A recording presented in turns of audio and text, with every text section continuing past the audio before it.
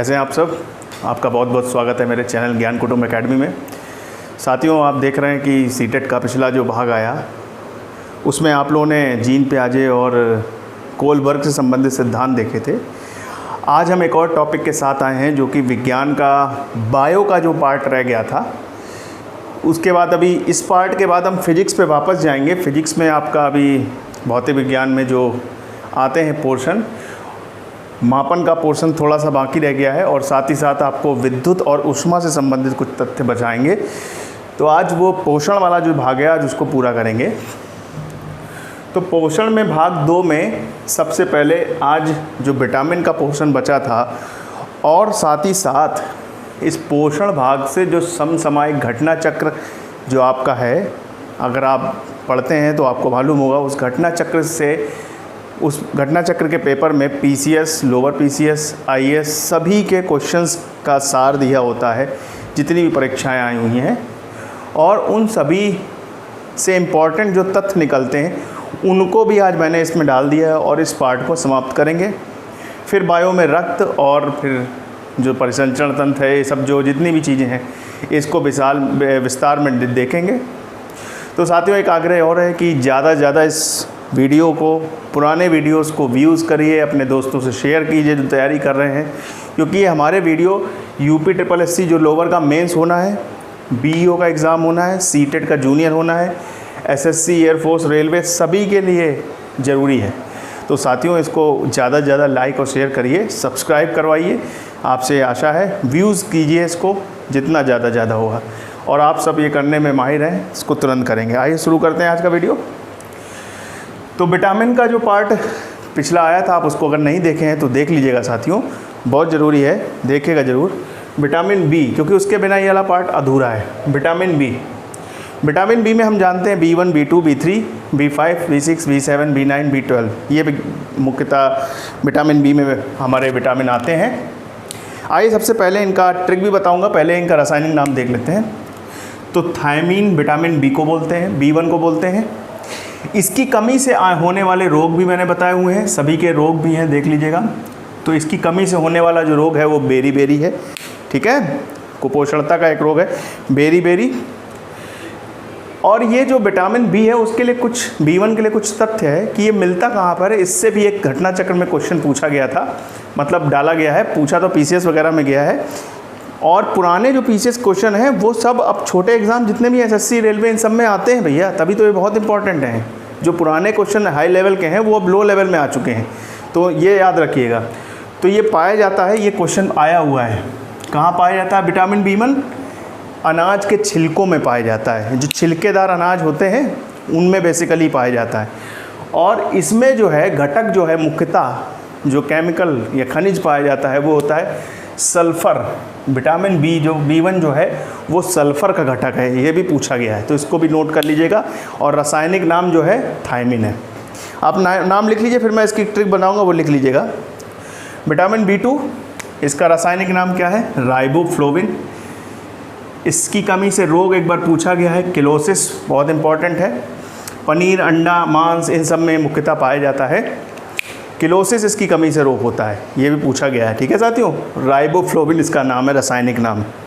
Vitamin B3, ये आपका pre में पूछा गया है, UPSSC में, शिफ्टों में पूछा गया था। क्या इसका वैज्ञानिक नाम पूछा गया कई बार, नियोसिन, और कहीं और एक ही पेपर में 2 क्वेश्चन डाले थे, वैज्ञानिक नाम नियोसिन, और रोग जो पूछा था इसकी कमी से वो है पेलेग्रा, ये भी पूछा गया, तो पेलेग्रा याद रखिएगा।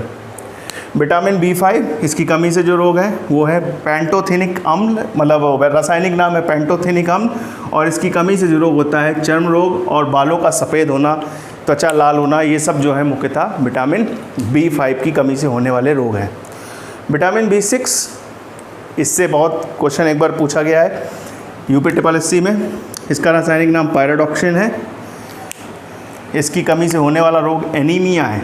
कौन सा रोग है? एनीमिया। B7, इसका रासायनिक नाम है बायोटिन। इसकी कमी से होने वाला चर्म रोग या बाल झड़ना, जो बाल झड़ते हैं वो विटामिन B7 की वजह से, विटामिन B7 की कमी से, B7 की वजह से नहीं, विटामिन B7 की कमी से, ठीक है। आइए आगे देखते हैं। Vitamin B9, folic acid, folic अम्ल, इससे रक्त क्षीणता और कुंठित बुद्धि, बुद्धि क्या हो जाती है? कुंठित, मतलब कुंठित मतलब बोलना चाहिए छोटी सोच, दिमाग बिल्कुल कम हो जाता है, कुंठ हो जाता है, कुंठित बुद्धि और रक्त में क्षीणता हो जाती है। तो विटामिन B9, इसका रासायनिक नाम बहुत बार पूछा गया है। विटामिन B12, इससे बहुत सारे क्वेश्चन बनते हैं। विटामिन B1 से देखिए सल्फर घटक मैंने बता दिया, अनाज के छिलकों में बेसिकली पाया जाता है। आपने अभी तक ये दोनों चीज़ें पढ़ी होंगी, ये मुख्यतः देखने को कम मिलती हैं, इनको लिख लीजिएगा, नोट्स बनाइए ज़्यादा से ज़्यादा।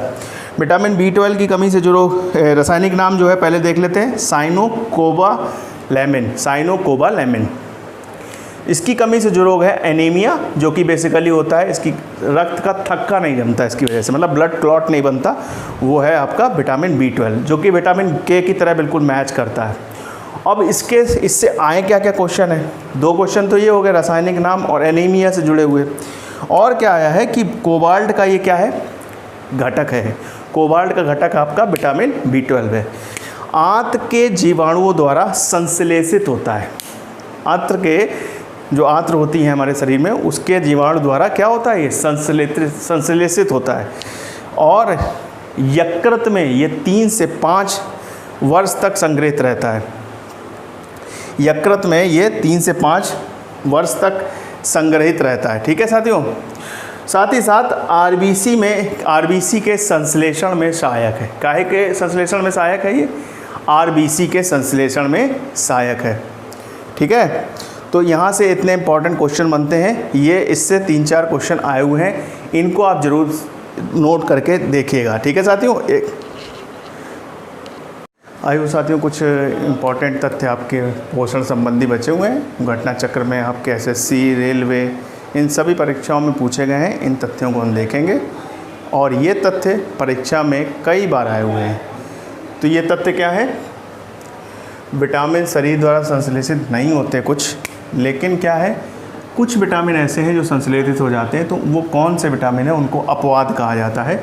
वो हैं आपके विटामिन D, K, B12।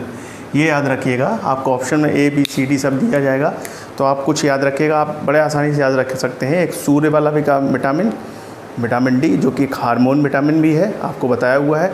और विटामिन B और K12 जो कोबाल्ट और आपके रक्त क्षीणता से संबंधित आपके हैं, वो आपके रक्त का थक्का जिनकी वजह से नहीं जमता, वो विटामिन आपके क्या नहीं होते?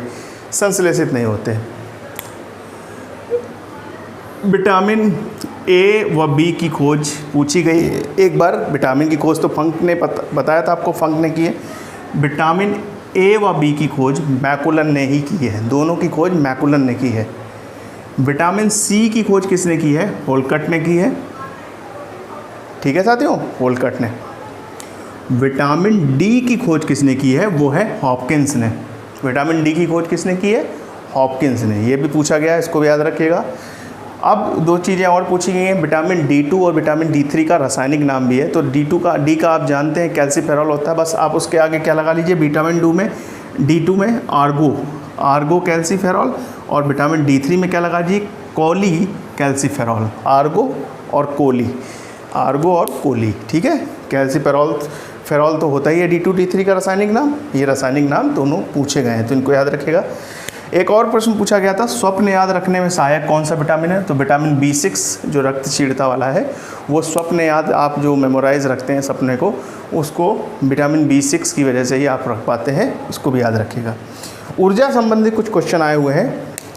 केले के प्रति 100 ग्राम में 116 किलो कैलोरी ऊर्जा होती है। केला सोचिए कितने ऊर्जामान होता है, इंस्टेंट ऊर्जा का स्रोत माना जाता है। 116 किलो कैलोरी पर 100 ग्राम होती है इसमें ऊर्जा, ये याद रखिएगा। ठीक है, 116 किलो कैलोरी। कठोर परिश्रमी पुरुष के लिए आवश्यक जो ऊर्जा है वो है 4000 किलो कैलोरी। जो मेहनत करते हैं, मजदूर वगैरह हैं, इनको कम से कम कितनी ऊर्जा की आवश्यकता है? 4000 किलो कैलोरी की। ठीक है साथियों।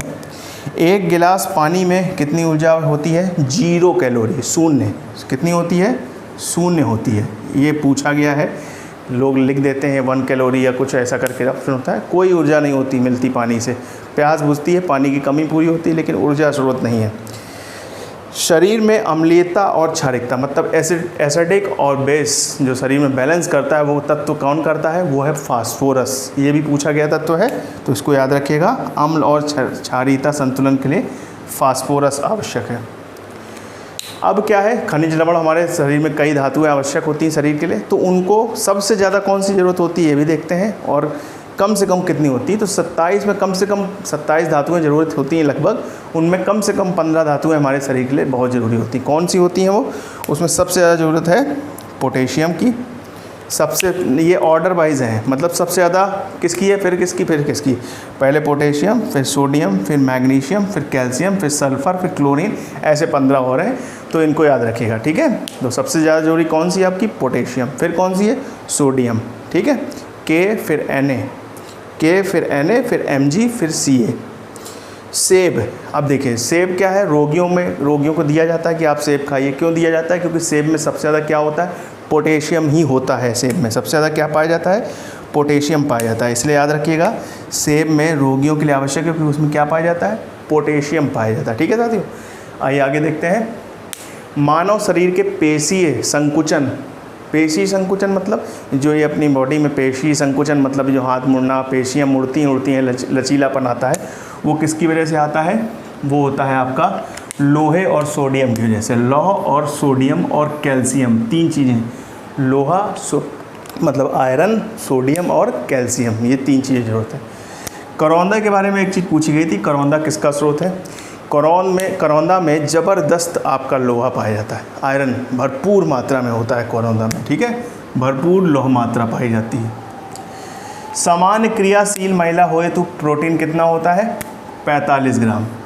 जो एक नॉर्मल वर्किंग वूमेन होती है उसके लिए प्रोटीन 45 ग्राम। लेकिन जो एक दूध पिलाने वाली माँ है, जो छोटे बच्चे को दूध पिलाती है, उसके लिए ज़्यादा जाहिर सी बात है प्रोटीन चाहिए, क्योंकि बच्चे को भी उसको दूध पिलाना है, तो उसके लिए होता है आपका 70 ग्राम प्रोटीन चाहिए होता है। ठीक है, ये भी पेपर में पूछा गया है, इसको याद रखिएगा।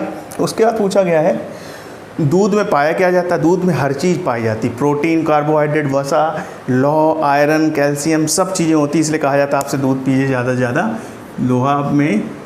दूध में प्रोटीन, लोहा, कार्बोहाइड्रेट, कैल्शियम सभी चीज़ें पाई जाती हैं।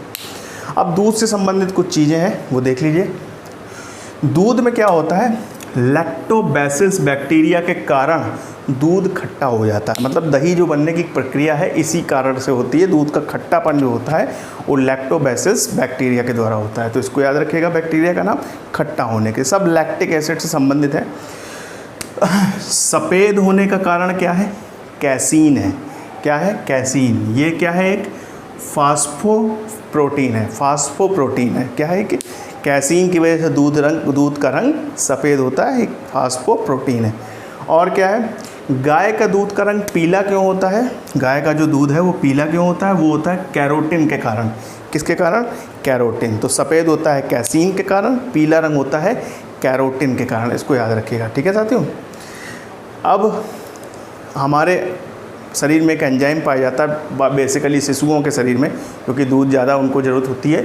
तो रेनिन नाम का एक एंजाइम पाया जाता है जो कि जठर रस में मिलता है। कहाँ मिलता है, जठर रस में पाया जाता है रेनिन एंजाइम, जो कि पाचक एंजाइम है। एक पाचक एंजाइम है, दुग्ध का प्रोटीन पाचन करता है। दुग्ध का जो प्रोटीन है उसका पाचन रेनिन एंजाइम द्वारा किया जाता है। ठीक है, ये भी पूछा गया है दूध से संबंधित, तो इसको भी याद रखिएगा। अब हमारी जो त्वचा होती है उसमें कौन सा प्रोटीन पाया जाता है, वो है आपका अल्फ़ा केरेटिन। इसको याद रखिएगा, अल्फ़ा केरेटिन। क्योंकि ये क्या होती हैं, ऐसी कोशिकाएं होती हैं जिनमें ज़्यादा पेन नहीं होता, जैसे कि नाखून, बाल, ये सब जो चीज़ें हैं इनमें कौन सी पाई जाती है, तो अल्फ़ा केरेटिन पाया जाता है त्वचा में। लेकिन केरेटिन अगर केवल कहा जाएगा, केवल केरेटिन आपका पाया जाता है बाल, नाखून और सींग में। ये कैसे है, लगेगा अमृत है, इनको दबाने से इनमें पेन नहीं होता। बाल को दबाएंगे तो दर्द नहीं होता हमारे शरीर में, खींचने में दर्द होगा, दबाने पे नहीं। नाखून को ऊपर से दबाने पे दर्द नहीं होगा, न सींग को दबाने पे होगा। तो इसमें क्या होता है, क्रेटीन प्रोटीन पाया जाता है। ठीक है साथियों, इसको याद रखिएगा। और एक बासमती चावल से संबंधित तथ्य है कि बासमती चावल में क्या होता है, 2 स्टार्च पाए जाते हैं। कौन कौन से स्टार्च पाए जाते हैं, एमाइलोज और एमाइलोपेक्टिन। एमाइलोज और एमाइलोपेक्टिन, जिसमें जो एमाइलोज है उसकी वजह से ही बासमती चावल पकने के बाद लंबा हो जाता है। ठीक है, इसको एमाइलोज मतलब लंबा लॉन्ग कर दिया, एमाइलोज कर दिया, तो एमाइलोज की वजह से ही पक के ये लंबा हो जाता है। तो साथियों, ये पोषण से संबंधित तथ्य, इनके आप नोट्स बनाइएगा, इनको अच्छे से तैयार करिएगा।